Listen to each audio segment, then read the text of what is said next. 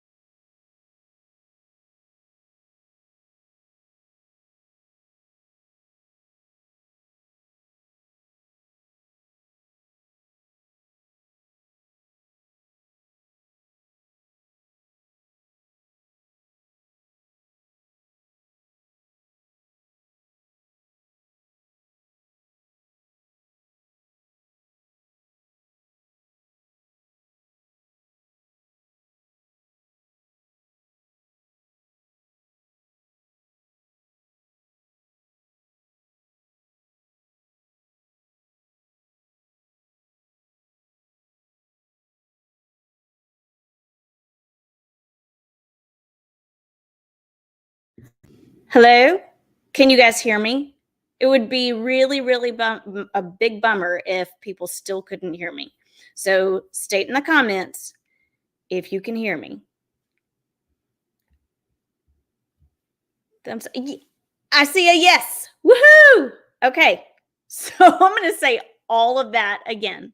So here's what I just said that you probably missed completely. And that is, welcome to this episode. I'm just going to start over again. Welcome to this episode. We are going to be jumping into what Teach Week is, how instructional leaders can gain a little perspective.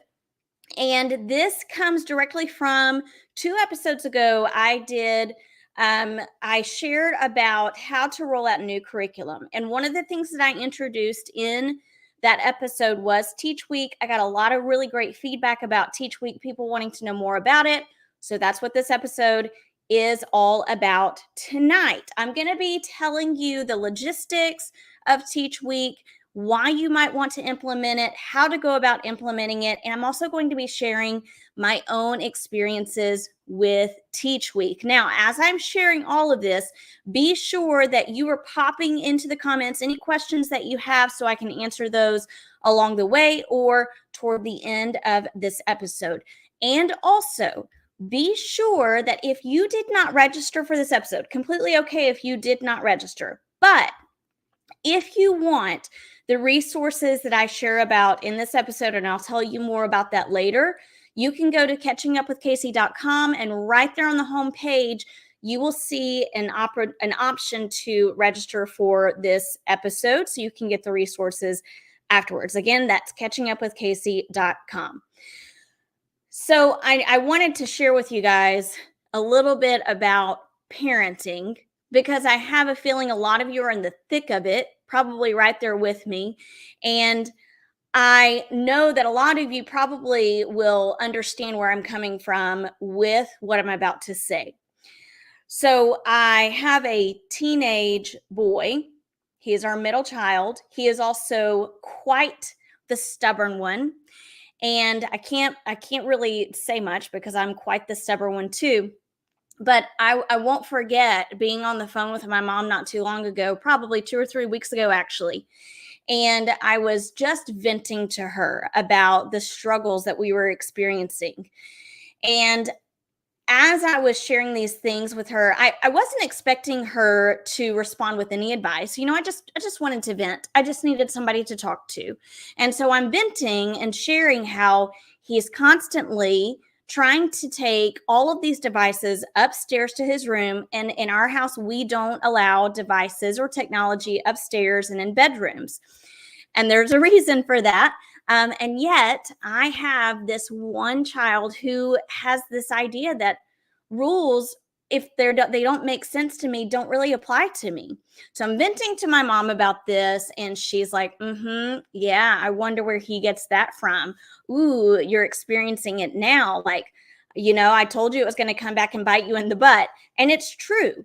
But then I noticed she also kind of started to shift into helper mode, because that's who my mom is, and she is amazing. So let me state right out of the bat, she is like top notch, best mom ever, right? And yet, when I hear her share advice, it kind of bothers me a little bit. And the reason why is because she's not in the thick of it anymore. So sometimes the advice that she gives me isn't quite appropriate for my own children or the season that we're in now. And what I heard her saying on the phone after I was venting about him taking his phone upstairs for the 10,000th time after we've told him not to, she said, well, you know what, if it was me, I would do this and this and this, and he wouldn't do that again. And I'm thinking, oh, you have no idea what it's like. Yeah, maybe years ago that could have worked, but you don't know what it's like to be a parent in this world that is inundated with technology, where kids are becoming addicted to technology. So I found myself kind of shutting down, right? Have you ever had that happen where you've got like a parent or a friend who they're not in the thick of it? They've kind of lost sight of what it's like to be a parent of children of this age, or they don't have that perspective at all, and yet they're giving you advice, right? It kind of rubs us a little bit the wrong way. And the same can be true for instructional leaders. Now, this does not happen on purpose. It's not like we leave the classroom and we think, I don't need to remember what it's like to be in the classroom. But we actually do lose sight. If you have been out of the classroom for any more than 6 months, you have lost sight, at least to some extent, of what it's like to be a full-time classroom teacher. And here's why. Your brain is being utilized for a different purpose and reason. You have a different perspective, and your brain can only handle so much. And when you shift out of the classroom from being classroom teacher to, most likely if you're here, an instructional leader, what's happening is your brain is functioning in a different way than it was when you were in the classroom. You have a different, broader perspective, right? So you're no longer thinking with this really narrowed lens about students and getting students from point A to point B from beginning of year to end of year. Instead, you're thinking more globally, and you're trying to decide, how do we get all of these teachers moving all of these students from point A to point B this year, but then also thinking about these students years down the road.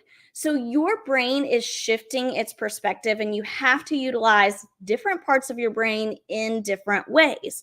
So while you may have been a master classroom teacher, while you may be able to empathize based on your experience as a classroom teacher, you're no longer using your brain in the same ways you used your brain in the classroom. So it's just natural that you are going to lose sight even just a little bit.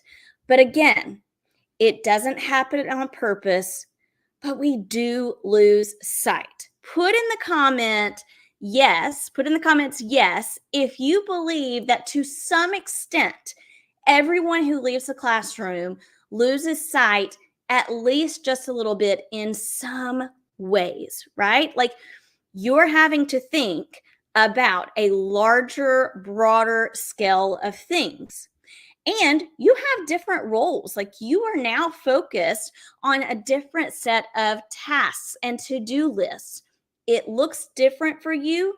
And just in the same way that you lose sight of what it's like to be like in the classroom on a day to day basis, those teachers also don't understand your perspective either. The difference is we're not expecting them to take on your perspective necessarily. However, we should be expected to remain empathetic to what it's like to be in the classroom, right? Does it make sense? It's almost like that. You hear sometimes, a square can't be a rectangle, but a rectangle can be a square. That's what I think of. So when we lose sight, sometimes what happens is we don't like to think that we've lost sight, right? We want to think that we still know what it's like to be like in the classroom. So because we do that, here's what happens. Because we don't want to recognize that we've lost sight, a few things come into play when we are working with teachers. One of those things is we say to them, which is a wrong move, but we do it. We might say to them, well, when I was in the classroom, right? Like I've heard people say this multiple times recently, actually. We're talking about instructional focuses for next year and our goals and thinking about the way things used to be and what we could see happening in classrooms and what we used to do in classrooms that we wish we would see more of in classrooms now. So we start to project what we used to do when we were classroom teachers. And that does something to the people that we're working with. We're going to talk about that in a little bit. But then the other thing that can happen too is that we position ourselves as experts versus positioning teachers as experts. That's a whole episode on its own, is positioning and how we position ourselves versus how we position other people. But it is so true that oftentimes when we start to talk about what we would do in the classroom, we're positioning ourselves as experts. What we really want to do is position teachers as experts.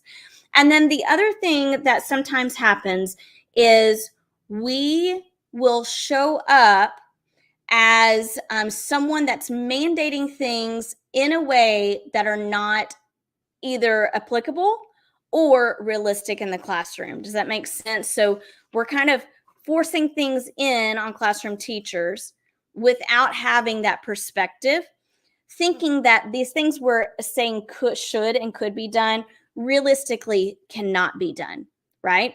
And when those things happen, when we position ourselves as experts versus teachers, and when we come in claiming what we used to do as teachers on our own, or we start mandating things that maybe aren't realistic, we are breaking trust. We're breaking trust. And we're making it really difficult for teachers to get on board with even the things that are simplistic or even the things that could be extremely powerful within the classroom. And those are the things that we do not want to do, right? Now, I know that we don't have all the time in the world as instructional leaders to get into classrooms and to take on teaching or small groups. Even walkthroughs can be difficult for administrators. Even coaching cycles and getting into observed teachers can be difficult for instructional coaches. Getting into classrooms consistently in a way that allows you to be super empathetic to what's happening in their reality, it can be challenging because you have a to-do list that is overwhelming. But even if we don't have all the time in the world, we can set aside some specific time to get into classrooms and do what I call Teach Week. So I'm going to tell you all about Teach Week and how you might go about implementing it. Again, pop in the comments the questions that you have, the things that are coming to mind as I share about this. So let's talk about Teach Week. I've got on the screen this graphic that I want to be sure that you get this graphic. So again, you can go to catchingupwithkc.com. You'll see on that page the link to be able to register for this event so you can get an email afterwards and get this document along with some other things. So this is the graphic that I use to introduce Teach Week, and it actually just says introducing Teach Week at the top. And this was shared one-on-one and in group settings with teachers before rolling it out.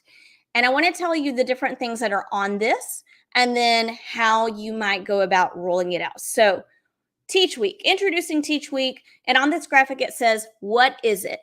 Teach Week is a week set aside for instructional leaders or specialists to get into classrooms as a teacher. That's the whole goal, to get into classrooms as a teacher so you can gain a little perspective. Why? Why implement Teach Week? Teach Week allows those without a classroom small opportunities to stay in touch with in-classroom teaching experiences. So notice that it does say those without a classroom, and we're going to talk more about that after this next piece. The next piece says on this graphic, how does it work? During Teach Week, an instructional leader or specialist may decide to teach one lesson, a half day, a full day, or a series of lessons over several days. They will reach out to teachers asking who would like to volunteer their classrooms. These leaders or specialists are responsible for planning, gathering materials, and managing the class during the lessons. Okay, so this is the graphic that is used. This is what I email out to teachers. This is what I post in the bathrooms or wherever else so that we can get a good idea of what is Teach Week, why are we doing it, how does it work. So I want to talk really quickly about why Teach Week specifically. Why Teach Week specifically? And here are a few thoughts that I have about that. When we don't set aside specific time to do things like this, it's easy to allow other things to take up your time. So then you never get the actual opportunity to get into classrooms. So that's why implementing something like Teach Week is so valuable, because it is a dedicated time, space, and place to get into classrooms. Now, you might decide to think about this as almost like an initiative, okay? And with this initiative, you can implement it individually. You could implement it as a group of instructional leaders. It could be implemented campus-wide, and it also could be implemented district-wide. When you decide to implement Teach Week would be completely up to you and or your instructional leadership team. However, what I have found, and is probably pretty obvious, but it's important to think about throughout the year, the most appropriate times, not only for you as an instructional leader, but also the teachers. So when I implemented it, it was at the end of April, beginning of May. So I just finished up Teach Week, and I'm going to tell you, Teach Week for me actually ended up lasting a couple of weeks, but it wasn't super time consuming, and I'll tell more about that in a little bit. So when you're introducing or implementing Teach Week, You might think about those times of the year where teachers could need a little bit of a break. Or you might think about times of the year that are generally slumps. And I use the word slumps very, very loosely, but some of those downtimes that you experience as an instructional leader, because we do go through these cycles. So just think about across the year, when would be a good time to implement Teach Week? Are we going to do it just once throughout the year, or are we going to split it up and think about implementing Teach Week once during this semester and once during the next semester? So when you implement it, can be very flexible. It even could fluctuate between the different people that are implementing it on your campus.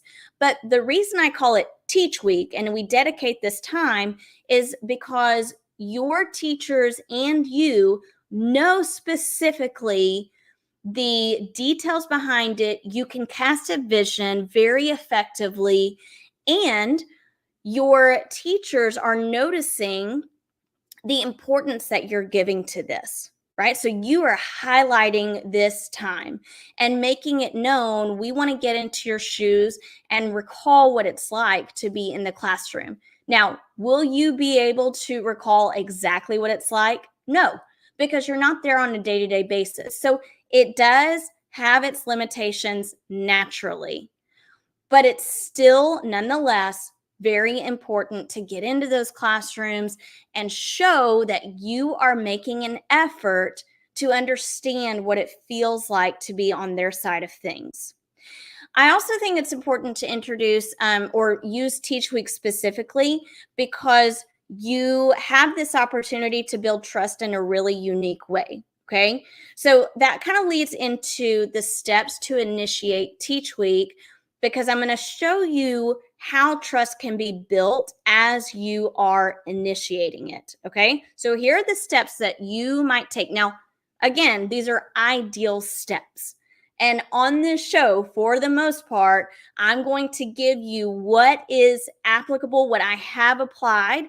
But sometimes, just like with anything, when you apply things in hindsight, you notice all of the ways that it could have gone differently. And so I'm going to set up the ideal situation for you. So ideally, what you might do to introduce this is go to teams or to individual teachers one-on-one and tell them, hey, we really want to take some time to gain a little bit of perspective and know what it's like to be in the classroom in your shoes. This is a great chance to lay it out there and be vulnerable and say, we know that as instructional leaders, we lose sight of what it's like to be in the classroom. There's nothing wrong with making that known. It will only build trust with your teachers. They know it, you know it. In fact, when you are going to them and saying, well, when I was a classroom teacher, you're breaking trust because those teachers are saying, either to themselves or with their partner teacher, she's saying she knows what it's like, but she hasn't been in the classroom in like 3 years. She taught before COVID. There's no way she knows what it's like to be a classroom teacher after COVID. Well, technology has changed so much and is ever changing. So how would they understand what it's like to be in the classroom with all of these new behavior issues that have arisen because of the overload of technology, right? And the truth is that we don't know exactly what it's like. We know those foundational pieces that made us master classroom teachers, that helped us to enjoy teaching and to thrive in the classroom. But it is true that so many things change over time. It's just like I have played the piano for years and years. I've played the piano since I was 5 years old. Now, I haven't touched a keyboard probably in 2 years. And even before that, it was spotty. Like after I graduated college, I kind of stepped away from the keyboard and didn't have much to do with it. It's a bummer, but it's true.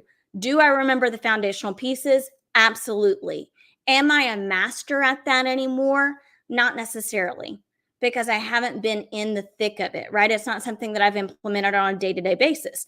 Now, I have grown in other ways. I have other skills that I didn't have back then.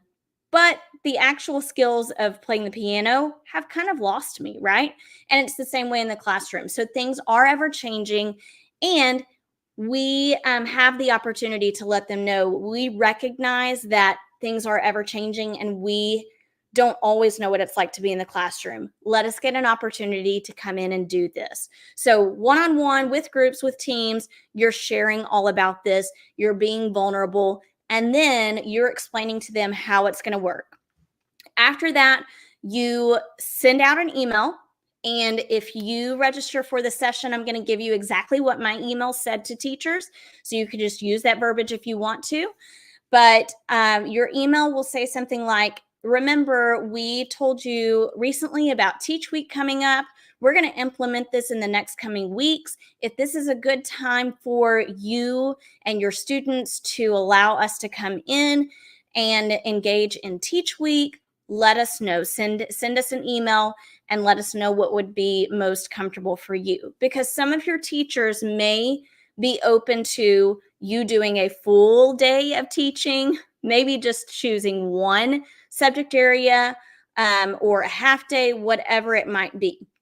Now, this is where it gets really, what's the word I want to use? This is where you can get really intentional about how you're implementing Teach Week. Okay, so you have to think about your time and what you actually are able to do. So for me, it was easiest for me to only go in and do one lesson with a classroom, but I did like a series of lessons across the week. So for one classroom, I went in and taught reading across the week. For a different classroom, I went in and taught writing. And for another, I went in for math for just like 3 lessons. And I did that strategically because I wanted to know what are all of these different subject areas looking like in different classrooms, not in just one classroom. And I wanted to get to know a variety of students because with my role, I'm an instructional specialist at the district level, and there are like 33 different classrooms or teachers that I serve. So there's not really a good way for me to get to know students individually. This is the way that I was able to do that. The other way you can be intentional about it is when you get emails back or when you are engaging with teachers and asking about going into their classrooms, you can think strategically about the student or the teachers that you want to go and visit. Who is it that you want to build a stronger relationship with? Who is it that might benefit from seeing you model some strategies? Who is it that has been asking to have someone come in and show them something? There are a variety of things you can be looking for and decide whose classroom would be best to go into. Okay. You also could be thinking, who do I have to benefit from? Who do I have to learn from that is a classroom teacher? I'm going to go into their classroom. So you go into the classrooms, you create your schedule, again, whatever works for your schedule and theirs. And then this is a very important piece. You ask them for feedback. Ask them to watch you teach. Ask them to give you feedback. That's important. So I want to take a moment and take a sip of my coffee. Pop in the comments what you have noticed so far, what's been most useful for you.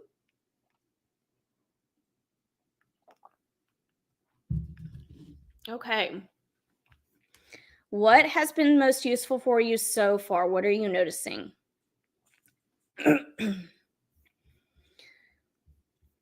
So I talked a little bit about the about teachers giving you feedback. If you are asking teachers to give you feedback, you can ask them for specific feedback. You can ask them to give you feedback using a walkthrough form. You could ask them to give you feedback utilizing some instructional strategies or an instructional focus that your campus has been focused on. A variety of things. This is going to amplify your relationship and the trust between you and the staff. It's so powerful. Plus, you're walking away with even more ideas. You're walking away with the opportunity to visit with other teachers and say, hey, when so and so gave me feedback when I was in her class teaching, here's what she noticed. What do you think about that? Is this something that happens to you in the classroom? It's so powerful for you and for them. Okay, so after you've gone through all of this, here's another step that I feel like is really important that I think people can miss. And that is celebrating your wins and celebrating wins in the classroom. Okay? We miss this step far too often, and it is imperative for us to celebrate our own growth because we need to model for teachers how to celebrate their growth. Growth is happening across all classrooms. It's not getting celebrated enough. And in the words of Andy Stanley, what gets celebrated gets repeated. So we want to be sure to celebrate ourselves and model that. We want to celebrate what we're seeing in those classrooms too. So let me tell you a little bit about what I experienced during Teach Week. I experienced, like I said earlier, getting to know students on a very personal level, which was fantastic. I experienced behaviors and the wide variety of behaviors that teachers are experiencing nowadays, which built my trust. You know, I would have those looks across the room at the teacher like, yikes, you are dealing with this every day. Oh my gosh, what do you do? How do you handle this situation? I experienced interruptions like crazy. Interruptions from intercoms or interruptions in schedules or interruptions of people coming in. I experienced trying to differentiate for students in ways that I've never experienced before. We're talking wide gaps between one level of student and another, right? So I experienced so many things that the teachers experience on a day to day basis, which improved my sight and perspective outside of the classroom, but it also improved our relationship. So, those are some things that I experienced. And like I said earlier, I'm sorry, guys, I got something stuck in my throat and it's just really, really getting to me. The other thing that I said earlier, I think there are limitations to this. So, there are things that you are not going to be able to experience that they experience every day. And they know that, and you know that too, right? It is the idea of this that counts. And it is just the small level of gaining experience that matters here. Okay. So I want to know today what you feel like has been most useful for you. Again, you can go to catchingupwithkc.com, register for this. I'm going to send you a couple of resources. I'm going to send you this Teach Week graphic, and I'm going to send the Canva link so that you can adjust it as you would like to. This is kind of a primary. It looks a little bit primary. So if you're at the secondary level, you might want to adjust it a little bit. I'm going to send you the verbiage that goes into an email that you can send to teachers. And if there are other things that you feel like are important to have on hand, let me know and I will send you those things as well. Okay, with all of that said, I hope this has given you some ideas for how you can implement Teach Week.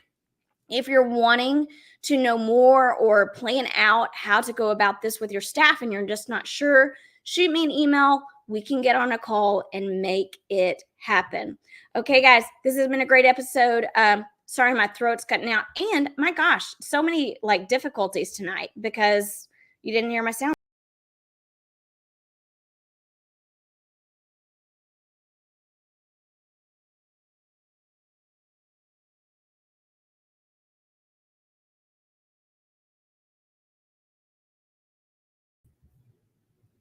Oh, I don't know. So I'm going to end it here. Okay, I'm going to put up my ending video. We'll see what happens. Bye, guys. Hey there, thanks for joining this episode. I would love for you to do me 3 solid favors before you head out.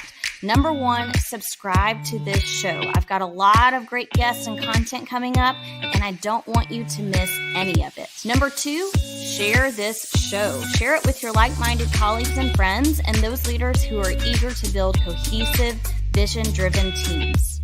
And finally, connect with me on all the social media platforms. You can find me at Catch Up with KC on Instagram, YouTube, and LinkedIn. Until next time, go off and create teams that leave people feeling inspired, empowered, and eager for more each day.